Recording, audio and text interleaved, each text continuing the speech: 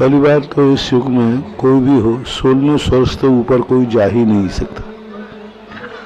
अंतिम 16वें स्वर तक ही पंचम काल के जीव जाते हैं, क्योंकि ऊपर जाने के लिए वज्रवशम नाराज संगम चाहिए, वो आज पंचम काल में होता नहीं। दूसरा, देव बनने के बाद फिर वो देव दर्शन नहीं करते, क्योंकि वो बराबरी वाले हो जाते हैं। अब वहाँ मुनि पद पर नहीं है, आचार्य पद पर नहीं है, वो सामान्य देव पर्याय में है।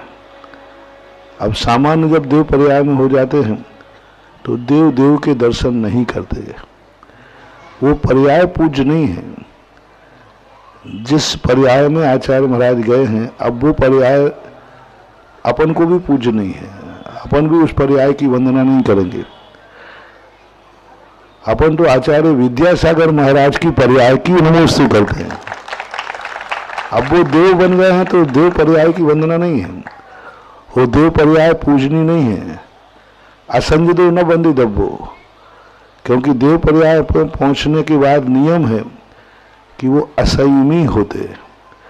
देवता चाहे सर्वार्थ सिद्धि के हों चाहे नीचे के हों, वे सब असंयमी ही होते हैं। और असंजदो न बंदी दब्बो, चाहे वो पूज्यवर आचार्य महाराज हों, चाहे ज्ञान सागर महाराज हों, चाहे पूज्यवर शांति सागर महाराज हों, चाहे पूज्यवर कुंद कुंद भगवान हों, चाहे भद्रबाहु समुद्र, जितने भी सब आचार्य देव पर्याय में हैं, लेकिन वो देव पर्याय वंदनीय नहीं है। अपन भी उसकी वंदना नहीं करेंगे। यदि अपन को मालूम भी चल जाए कि 16वें स्वर के फलाने जाति के देव बने हैं, तो भी मैं और देव की जय नहीं बोलूंगा, बोलूंगा गुरुदेव आचार्य विद्यासागर महाराज की जय। जिस पर्याय का वो नाम था वही पूजनीय होगा।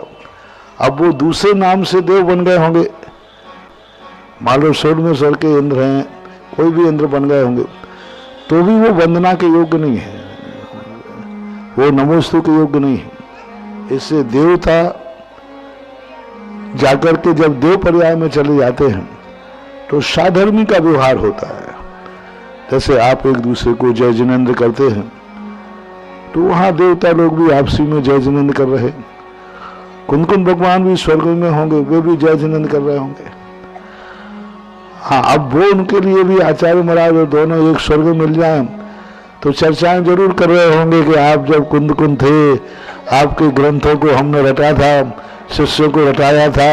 ये सब चर्चाएं कर सकते हैं, करने में कोई बाधा है, क्योंकि दोनों को अवध ज्ञान है। कुंद भगवान को भी आचार्य महाराज को भी वो अवध ज्ञान के माध्यम से अपनी पूर्ण चर्चाएं कर सकते हैं। लेकिन बंद बंधक भाव अब उस पर्याय में नहीं रहेगा।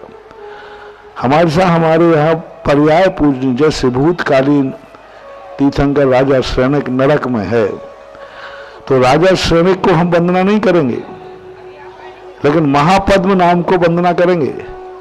भावी तीर्थंकर महापद्म बनेंगे तो हम महापद्म जिस पर्याय का नाम है उस पर्याय की वंदना करेंगे।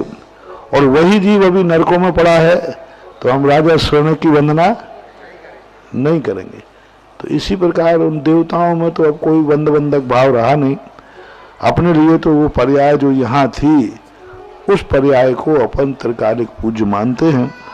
अब वो वर्तमान पर्याय में तो देव में है, और वो देव पर्याय ना वंदनीय है, ना पूजनीय है, ना अर्चनीय है।